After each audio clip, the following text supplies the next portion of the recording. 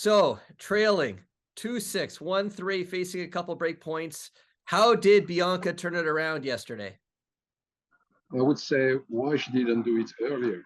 That would be more the question, because she started very well and then she had one of these moments. And we should never forget that the opponent also has a lot to do in a tennis match. So Vika was playing pretty well and Bianca just stopped pushing. She could have been up 3-love, to be honest, because she had 3 break points on the first game of serve. But it didn't happen. And then something, she came close to the tower and we had a little chat, calm her down and just remind her what was the plan. And she's a good girl, so she applied what we decided, what we spoke about, the plan A, plan B, and then it worked. And I think that was great from her, to be honest.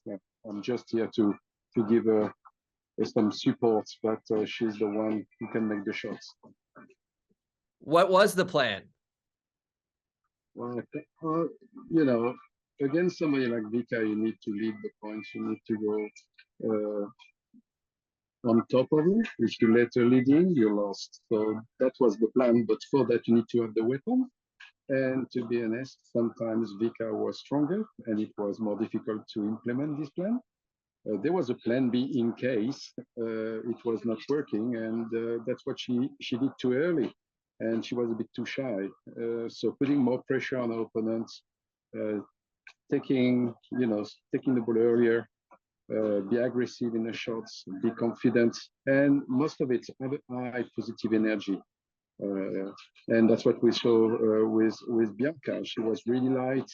She was there on the point. She could be tired, but she was not showing any sign of tiredness. So no, she did very well, and I wish it was like this every day because my life would be wonderful. Canadian tennis fans wouldn't mind that either. So that was a 2.5 hour match. It was her third match since coming back from the injury. How is she today physically? She's good. We just finished the practice. We had a good practice. I won't say that we've done a lot because obviously after such a long match, it was more readjusting and breathing. She went to a nice bath and yeah, she was okay. She had a 3 hours match in Spain, in Madrid, just on the first match coming back.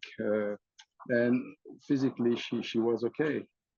Just the ankle before was not 100% and is getting better and better. And then today she was fine.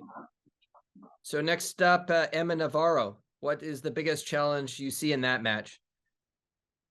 The biggest challenge is after a big win, it's not to say that life's going to be easy. And that's what we are trying to do. Bianca has an amazing game. So, she should be good every day, I would say.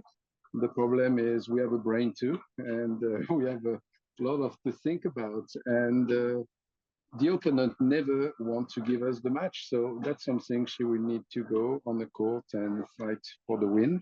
Nothing is easy here. The clay is really slippery here. There are more bad bounces than in the past. I found because I experienced the clay here, which was quite nice. It was like a nice carpet. And I think with the weather, with the dryness, the clay is really slippery. So there's an element for her to get confident, not to be afraid, and to play. But every opponent's going to be difficult at this level, and we just need to keep her positive, have a good idea of what she needs to do, and then we have to wait a long time because for I think the 8th or 9th time in the year we play last in the tournament, so we start to get used to go to bed at 2 a.m. And then after have a different life. So yeah, that's the only one downside when you don't know when you're going to play. The first match is always the best. When you're going to go in. To be the last match, I would say to prepare Bianca, the most difficult is not really to go and practice and have a plan and all this thing. Is try how are we going to monitor the day. You have this excitement to be, in a Grand Slam. It's really noisy. It's really crowded. Every player is bringing a lot of people. So you need to find a space. Roland Garros have done very well having a space for the players to be isolated from the crowd, from the other people. So wellness room. So she can use that and she can relax. And that's what is important. So yeah, maintaining a good positive energy during all the day. And then when she goes on court, she's fully prepared. Well, she says she enjoys spending time with you. You always put her in a good mood. So that's always good for a coach-player relationship. Why do you think you guys click well? No, I think it's a lie. It's a lie, I can tell you. She doesn't like me every day. That's fine. That's fine. I'm used to that. No, I think that I repeat always the same thing. Is I have the chance to know Bianca before she was a top champion. So I don't have this saying. For me, it's Bianca from when she was 13, 14, 15. It's not Bianca Grand Slam winner. I don't really care. So I have this relaxedness with her to put her down, to put her back to earth, I would say. and I think I think that's why, and I don't lie to her. So we need to be trustful, and I think that's why she might like on me, and I have my wife also traveling with us, and she get on very well with her.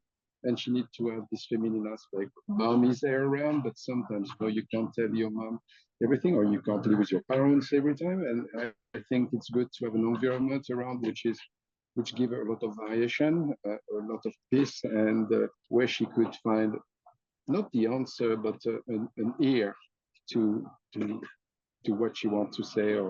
And sometimes, middle-aged old man doesn't have this very good ear a young female could need. So it's good to have people helping around. But no, we got on very well, and I'm pretty sure it's going to carry on whatever happens.